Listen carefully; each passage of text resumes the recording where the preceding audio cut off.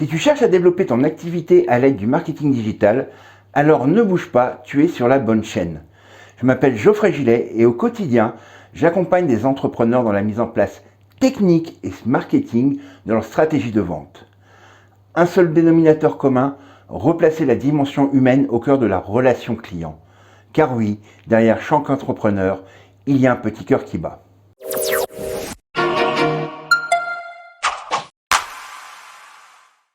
Alors le problème lorsque l'on est entrepreneur, c'est qu'on peut se sentir vite seul, mais surtout on peut se sentir vite débordé. En effet, il y a chaque jour plein de choses à faire, publier sur les réseaux sociaux, écrire ses séquences email, créer ses pages de vente, ses pages de capture, répondre aux mails des clients, gérer les rendez-vous aussi, parce que le principal de l'activité du marketing, c'est de décrocher des rendez-vous et de vivre de votre activité. Alors comment faire pour ne pas se sentir complètement désemparé face à la solitude de l'auto-entrepreneur? Eh bien, il existe une méthode très simple et qui est connue depuis des années et des années dans plein de milieux d'affaires, dans plein d'organisations, qui s'appelle la matrice d'Eisenhower. Alors, qu'est-ce qui se cache réellement derrière ce nom barbare? Eh bien, vous allez voir, c'est tout simple. Alors, même si vous n'êtes pas fan des listes, des to-do listes, les fameuses listes où on met tout ce qu'on a à faire chaque jour et puis on barre au fur et à mesure, eh bien, c'est quand même important de pouvoir en faire et de les mettre dans cette fameuse matrice d'Eisenhower, parce que du coup, vous allez pouvoir prendre toutes les tâches que vous devez accomplir et les placer, par exemple, dans différentes cases de la matrice. C'est simplement une feuille séparée en 4, et donc dans la partie haute, vous allez écrire ce qui est urgent et important, c'est-à-dire ce qu'il est important pour vous de faire pour développer votre activité, pour pouvoir créer votre activité et en vivre de manière complètement prévisible. Et donc vous allez noter en haut à gauche ces différentes opérations de telle sorte qu'elles soient votre priorité, tant en termes d'urgence que d'importance au niveau du développement de votre activité. En dessous, vous allez pouvoir mettre simplement ce qui est important, mais peut-être un peu moins urgent.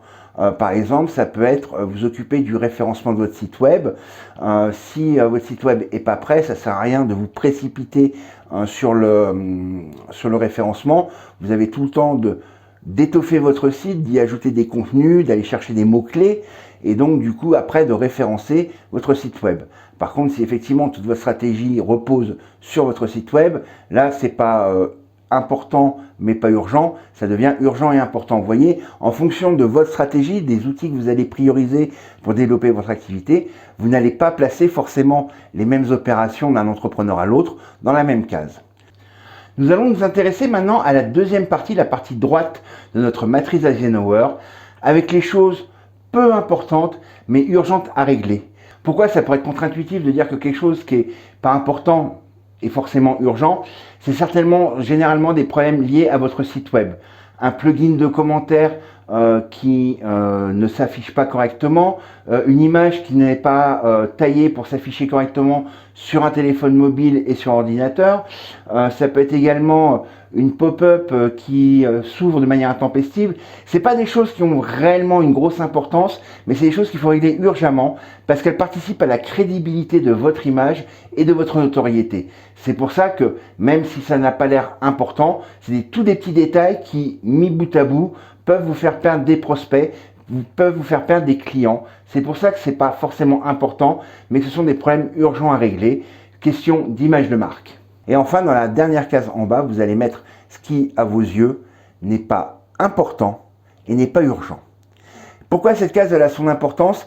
Déjà parce que ça va vous permettre de ne pas vous prendre la tête, de ne pas paniquer par rapport à tout ce qui est dans cette case, parce que du coup c'est même des choses que vous pouvez abandonner parce que c'est peut-être des idées que vous avez eues, vous avez notées, mais du coup ça ne s'avère pas être pertinent pour le développement de votre activité et par conséquent effectivement autant vous concentrer sur le urgent important, sur le important mais pas urgent ou sur le pas important mais urgent à faire.